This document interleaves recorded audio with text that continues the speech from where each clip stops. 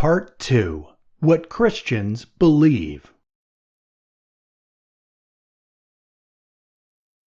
I have been asked to tell you what Christians believe, and I'm going to begin by telling you one thing that Christians don't need to believe. If you are a Christian, you don't have to believe that all the other religions are simply wrong all through. If you are an atheist, you do have to believe that the main point in all the religions of the whole world is simply one huge mistake. If you are a Christian, you are free to think that all these religions, even the queerest ones, contain at least some hint of the truth. When I was an atheist, I had to try to persuade myself that the whole human race were pretty good fools until about 100 years ago. When I became a Christian, I was able to take a more liberal view. But, of course, being a Christian does mean thinking that where Christianity differs from other religions, Christianity is right and they are wrong. Like in arithmetic, there's only one right answer to a sum, and all other answers are wrong. But some of the wrong answers are much nearer being right than others. The first big division of humanity is into the majority who believe in some kind of God or gods and the minority who don't. On this point, Christianity lines up with the majority, lines up with the ancient Greeks and Romans, modern savages, Stoics, Platonists, Hindus, Mohammedans, etc., against the modern Western European materialist. There are all sorts of different reasons for believing in God, and here I'll mention only one. It is this. Supposing there was no intelligence behind the universe, no creative mind. In that case, nobody designed my brain for the purpose of thinking. It is merely that when the atoms inside my skull happen for physical or chemical reasons to arrange themselves in a certain way, this gives me, as a byproduct, the sensation I call thought. But if so, how can I trust my own thinking to be true? It's like upsetting a milk jug and hoping that the way the splash arranges itself will give you a map of London. But if I can't trust my own thinking, of course I can't trust the arguments leading to atheism, and therefore have no reason to be an atheist or anything else. Unless I believe in God, I can't believe in thought, so I can never use thought to disbelieve in God. Now I go on to the next big division. People who all believe in God can be divided according to the sort of God they believe in. There are two very different ideas on this subject. One of them is the idea that he is beyond good and evil. We call one thing good and another thing bad. But according to some people, that's merely our human point of view. These people would say that the wiser you become, the less you want to call anything good or bad, and the more clearly you'd see that everything is good in one way and bad in another, and that nothing could have been different. Consequently, these people think that long before you got anywhere near the divine point of view, the distinction would have disappeared altogether. We call cancer bad, they'd say, because it kills a man. But you might just as well call a successful surgeon bad because he kills a cancer. It all depends on the point of view. The other and opposite idea is that God is quite definitely good or righteous, a God who takes sides, who loves love and hates hatred, who wants us to behave in one way and not in another. The first of these views, the one that thinks God beyond good and evil, is called pantheism. It was held by the great Prussian philosopher Hegel, and, as far as I can understand them, by the Hindus.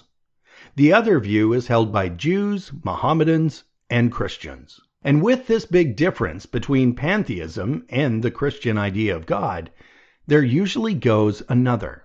Pantheists usually believe that God, so to speak, animates the universe as you animate your body, that the universe almost is God, so that if it didn't exist, he wouldn't exist either, and anything you find in the universe is a part of God.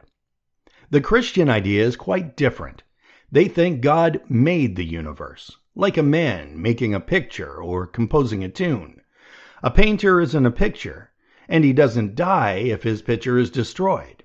You may say he's put a lot of himself into it, but that only means that all of its beauty and interest has come out of his head. His skill isn't in the picture in the same way that it's in his head or even in his hands.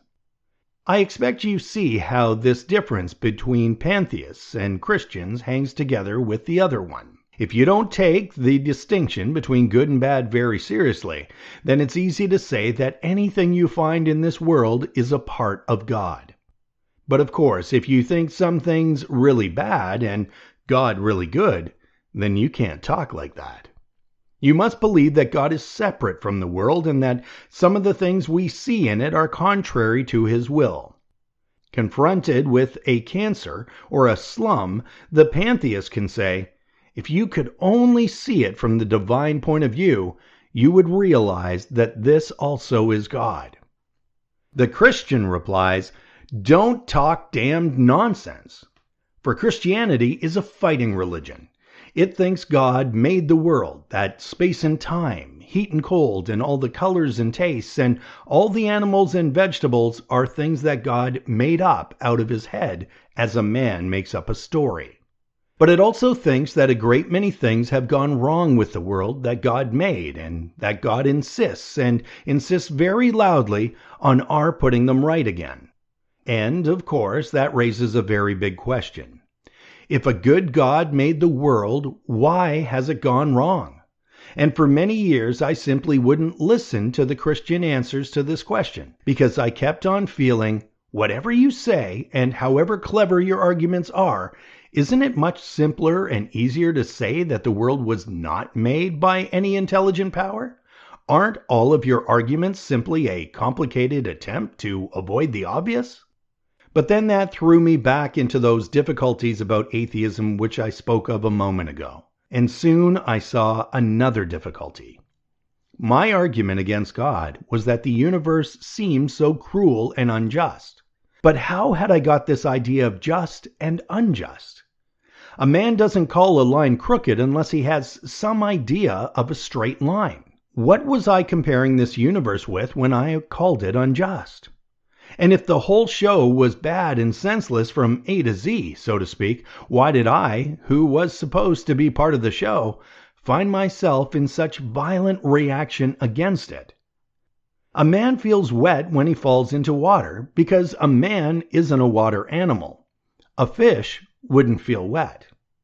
Of course, I could have given up my idea of justice by saying it was nothing but a private idea of my own. But if I did that, then my argument against God collapsed too, for the argument depended on saying that the world was really unjust, not that it just didn't happen to please my private fantasies.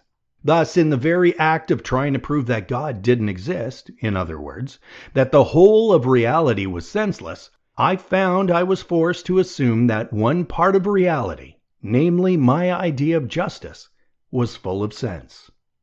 Consequently, atheism turns out to be too simple. If the whole universe has no meaning, we should never have found out that it has no meaning, just as if there were no light in the universe, and therefore no creatures with eyes should ever know it was dark. Dark would be a word without meaning.